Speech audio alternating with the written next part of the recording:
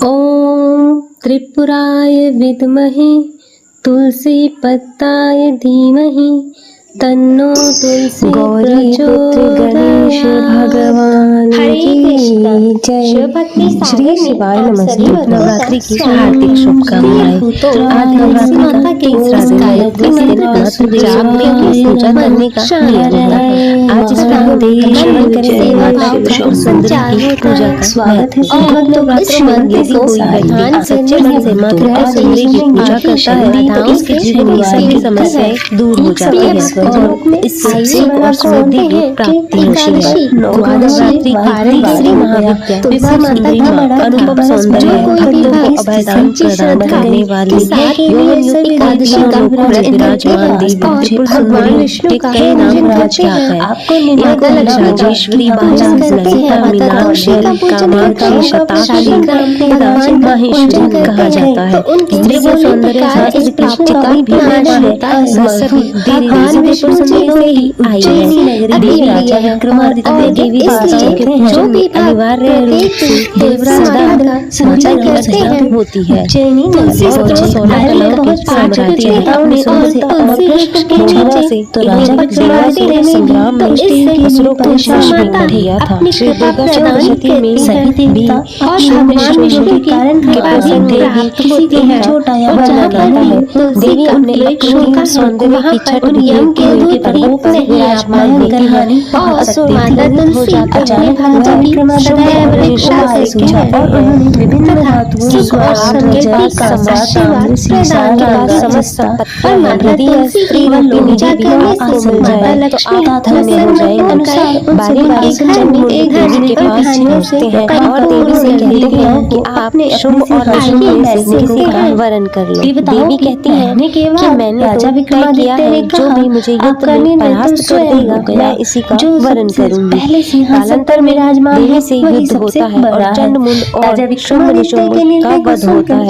अस्त्रों में मां षोडशी आसन पर बैठने के पार्वती का प्रतिनिधित्व करने वाली देवी बताया है। मां षोडशी 16 वर्ष की कन्या के रूप में दिखाई देती है और शास्त्रों में बताया गया है कि मां षोडशी का रंग सुनहरा लाल होता है और मां दुर्गा की समस्त रूपन में से एक राशि पर एक महीने प्रसिद्ध देव त्रिपुर सुंदरी का है।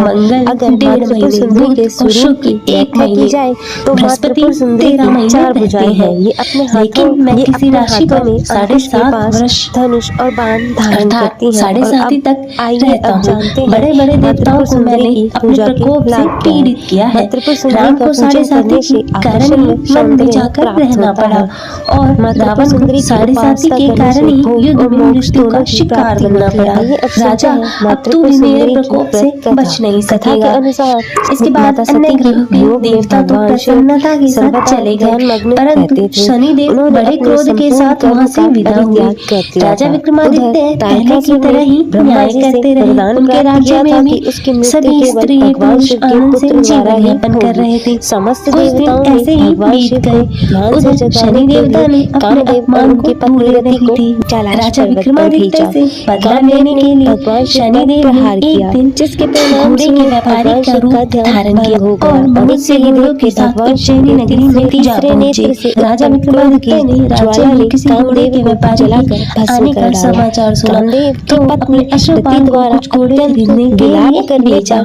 भगवान शिव ने कामदेव अश्वपाल द्वापर युग में भगवान विष्णु के पुत्र के रूप में जन्म बताया तो राजा विक्रमादित्य ने दे दिया स्वयं आकर एक सुंदर शक्तिशाली घोड़े को भगवान शिव घोड़े की चलने के लिए राजा उस घोड़े पर सवार हो गए। मूर्ति में घोड़ा बिजली की गति से तोड़ पड़ा। तेजी से दौड़ता घोड़ा राजा को पुरुष का नाम एक जंगल में ले गया और शिव राजा क्रोध से वहां गिरा कर जंगल में कहीं गायब हो गया। राजा अपने नगर को लौटने के लिए जंगल में तीनों लगा लेकिन उन्हें लौटने का कोई रास्ता नहीं मिला। देवराज इंद्र के राज्य के समान ही उसने भंडार सुनी स्वर्ग जैसी उस राज्य का मिला किया और राजा ने राज करने लगा। इसके बाद पानी पीकर राजा ने उस चरवाहे को अपनी चारों तरफ से घेर लिया। भयभीत इंद्र ने नारद की शरण में जाकर इस समस्या का निवारण का उपाय पूछा। देवराज इंद्र के पूछने पर देवाशीष नारद ने आराध्य शक्ति की यथार्थ तो राजा ने उसे बताया कि मैं मन से उज्जैनी माँ नगरी की से आया हूँ। राजा ने आराधना कुछ देर करने का सुझाव दुकान पर दिया। बैठने राज से इंद्र ने सेठ जी देवी की नोट आराधना की और सेठ जी ने राजा को बहुत भाग्यवान समझा और खुश होकर उसे अपने घर भोजन के लिए ले गए। सेठ के घर में सोने का एक हार खूंटी पर लटका हुआ था। राजा को उस कमरे में छोड़कर सेठ कुछ देर के लिए बाहर गया। तभी एक आश्चर्यजनक घटना घटी। राजा के देखते देखते सोने का हार उस खूंटी ने निगल लिया। सेठ ने कमरे में लौटकर हार को गायब देखा तो चोरी का संदेह राजा पर ही किया, क्योंकि उस कमरे में राजा ही अकेला बैठा था। सेठ ने अपने नौकरों से कहा कि इस परदेसी को रस्सियों से बांधकर नगर के पास ले चलो। राजा विक्रमादित्य से हार के बारे में पूछा तो उसने बताया उसके देखते देखते खूंटी ने वह हार निगल लिया। इस पर राजा ने क्रोधित होकर चोरी करने के अपराध में विक्रमादित्य के हाथ पांव काटने का आदेश दे दिया। राजा विक्रमादित्य के हाथ पांव काटकर उसे नगर की सड़क पर छोड़ दिया गया। कुछ दिन बाद एक तेली उसे उठाकर अपने घर ले गया और उसे अपने कोलू पर बिठा दिया। राजा आवाज देकर बैलों को हाँकता। इस प्रकार तेली का बैल चलता रहता और राजा को भोजन मिलता रहा। शनि के प्रकोप की 7.5 पूरी होने पर वर्षा ऋतु प्रारंभ हुई। राजा विक्रमादित्य एक रात मेघ मल्हार गा रहा था कि तभी नगर के राजा की लड़की राजकुमारी मोहिनी रथ पर सवार उस तेली के घर के पास से गुजरी। उसने मेघ मल्हार सुना तो उसे बहुत अच्छा लगा और दासी को भेजकर गाने वाले को बुलाने के लिए कहा। दासी ने लौटकर राजकुमारी को अपंग राजा के बारे में सब कुछ बता दिया। राजकुमारी उसके मेघ मल्हार से बहुत मोहित हुई, अतः उसने सब कुछ जानकर भी अपंग राजा से विवाह करने का निश्चय लिया। राजकुमारी ने अपने माता पिता से जब यह बात की तो वे हैरान रह गए। रानी ने मोहिनी को समझाया, बेटी तेरे भाग्य में तो किसी राजा की रानी होना लिखा है, फिर तू उस अपंग से विवाह करके अपने पांव पर कुल्हाड़ी क्यों मार रही है। राजकुमारी ने अपनी जिद नहीं छोड़ी। अपनी जिद पूरी कराने के लिए उसने भोजन करना छोड़ दिया और प्राण त्याग देने का निश्चय कर लिया। राजा रानी को विवश होकर अपंग विक्रमादित्य से राजकुमारी का विवाह कराना पड़ा। विवाह कराने के बाद राजा विक्रमादित्य और राजकुमारी तेली के घर में रहने लगे। उसी रात स्वप्न में शनिदेव ने राजा से कहा, राजा तुमने मेरा प्रकोप देख लिया, मैंने तुम्हें अपने अपमान का दंड दिया है। राजा ने शनिदेव से क्षमा करने को कहा और प्रार्थना की, हे शनिदेव आपने जितना दुख मुझे दिया है अन्य किसी को ना दे। शनिदेव ने कुछ सोचकर कहा, राजा मैं तुम्हारी प्रार्थना स्वीकार करता हूँ। जो कोई स्त्री पुरुष मेरी पूजा करेगा, शनिवार को व्रत करेगा, मेरी व्रत कथा सुनेगा, उस पर मेरी अनुकंपा बनी रहेगी। प्रातःकाल राजा विक्रमादित्य की नींद खुली तो उसने अपने हाथ पांव देखकर राजा को बहुत खुशी हुई। उसने मन ही मन में शनिदेव को प्रणाम किया। राजकुमारी भी राजा के हाथ पांव सही सलामत देखकर आश्चर्य में डूब गई।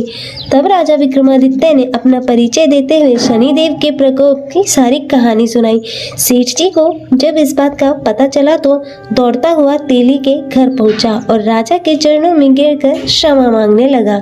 राजा ने उसे क्षमा कर दिया क्योंकि यह सब तो शनिदेव के प्रकोप के कारण हुआ था। सेठ राजा को अपने घर ले गया, उसे भोजन कराया। भोजन कराते समय वहाँ एक आश्चर्यजनक घटना घटी। सबके देखते देखते उस खूंटी ने हाथ उगल दिया। सेठ जी ने अपनी बेटी का विवाह भी राजा के साथ कर दिया और बहुत से स्वर्ण आभूषण धन आदि देकर राजा को विदा कर दिया।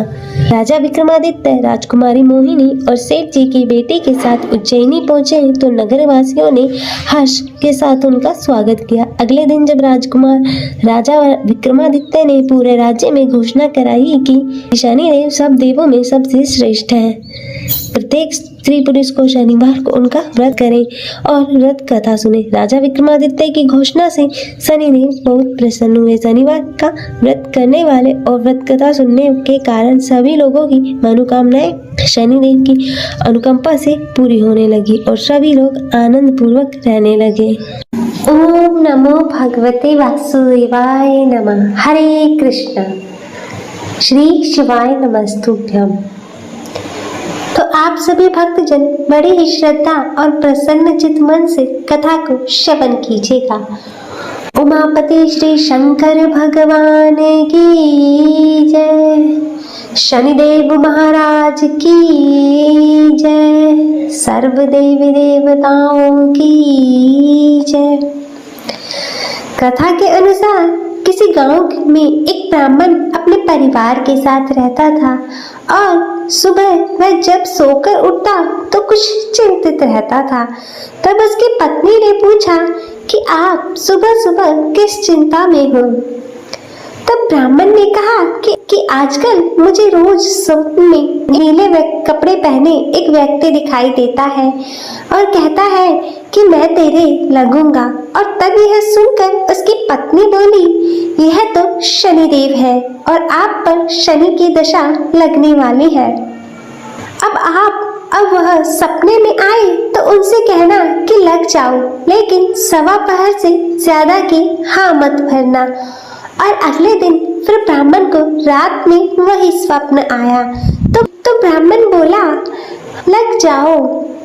तब शनिदेव ने कहा, ब्राह्मण मैं तेरे 7.5 साल के लिए लगूंगा। तो वह ब्राह्मण बोला, नहीं महाराज, यह तो मुझसे सहन नहीं होगा। फिर शनिदेव बोले, ठीक है तो मैं 5.5 साल के लिए लगूंगा। तब इस पर भी ब्राह्मण बोला, नहीं महाराज, यह भी नहीं। फिर शनिदेव बोले, 2.5 वर्ष। तो ब्राह्मण बोला, महाराज यह तो नहीं झेला जाएगा। फिर ऐसा करते करते शनिदेव बोले कि सवा प्रहर के लिए तुझे मेरी दशा सहनी ही होगी। और तब उस पर ब्राह्मण ने हाँ कर दी। और सुबह उठकर ब्राह्मण ने अपनी पत्नी को सारी बातें बताई और बोला, मुझे सवा प्रहर की दशा लग गई है, तू मुझे सोने के 2 टक्के दे दे।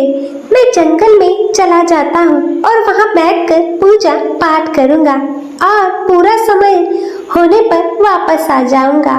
और तू घर पर ही रहना और बच्चों का भी ध्यान रखना और बाहर मत जाने देना और किसी से झगड़ा भी मत करना। तब ऐसा कहकर ब्राह्मण जंगल में चला गया और वहाँ पूजा पाठ करने लगा।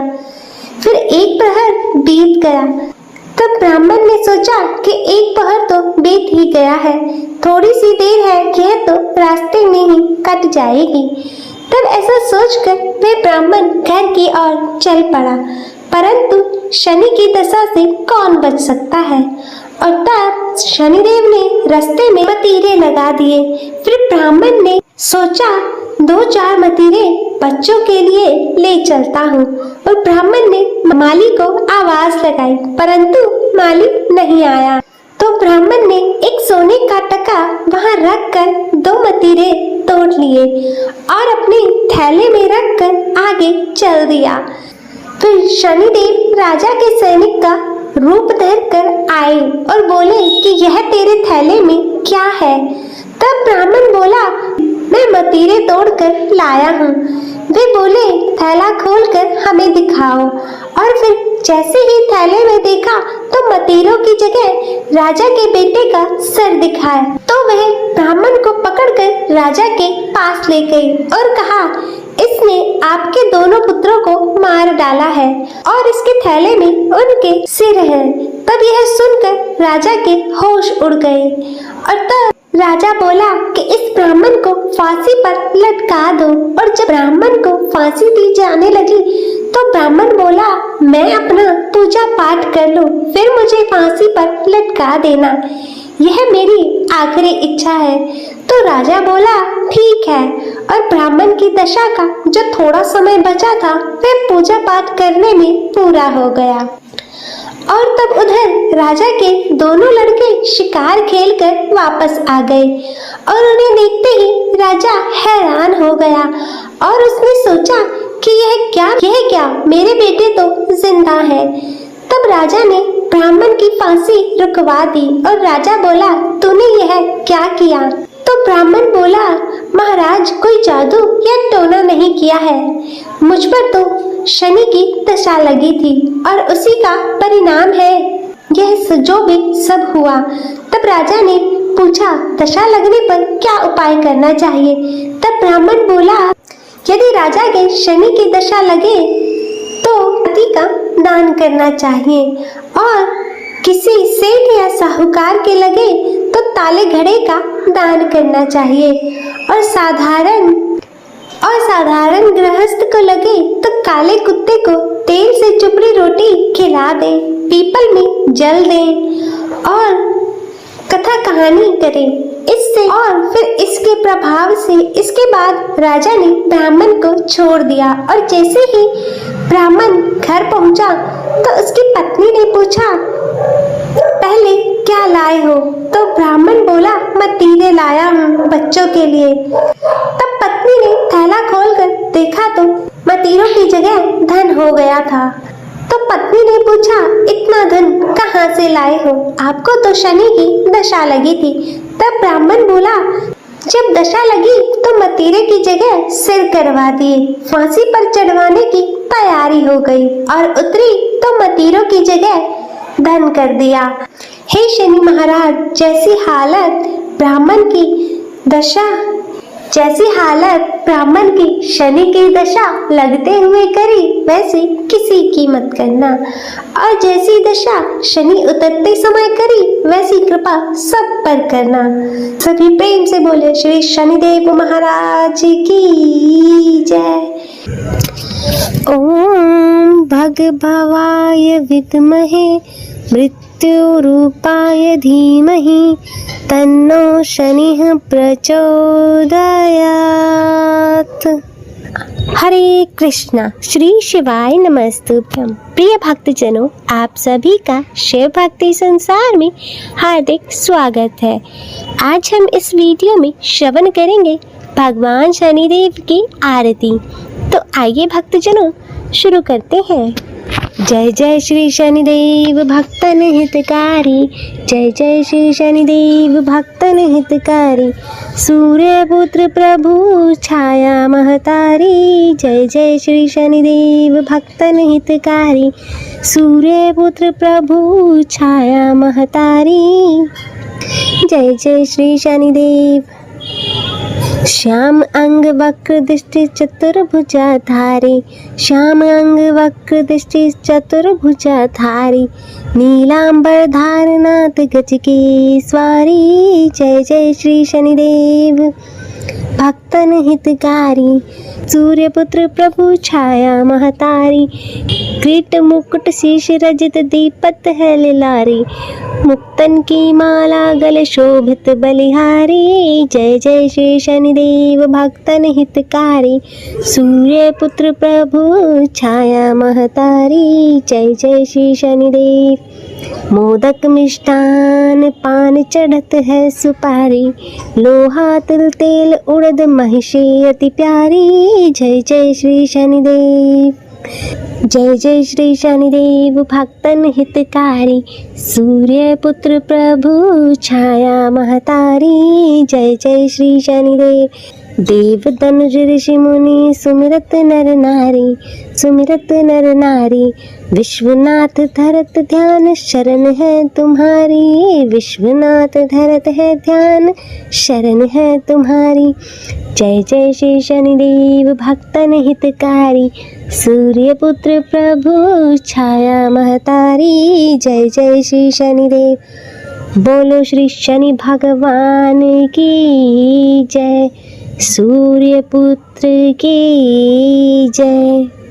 प्रिय भक्तजनों, मैं आशा करती हूँ कि आप सभी को यह कथा पसंद आई होगी। वीडियो अच्छी लगी हो तो इसे लाइक करें, ज़्यादा से ज़्यादा शेयर करें, और कमेंट में शनिदेव महाराज की जय लिखना ना भूलें, और चैनल को सब्सक्राइब कर नोटिफिकेशन बेल को ज़रूर ऑन करें।